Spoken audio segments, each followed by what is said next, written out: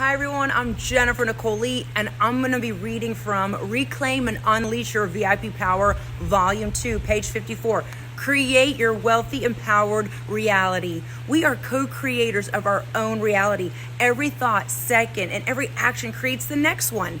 How cool is that? This is where you can really turn up your VIP power. Start creating with intention, with clear, concise intent. Why? It is beyond powerful. I want you to create an inspirational list of thoughts, things, activities that you want to achieve, okay? Be full of wealth, happiness. Write down your list. Then on the same exact sheet of paper, write the low vibrational list. See the stark contrast? You have power both ways. Are you going to be high vibrational or low vibrational? If you need help bringing up your vibration so you're always in the vortex manifesting being happy, sign up at JNLVIP.com.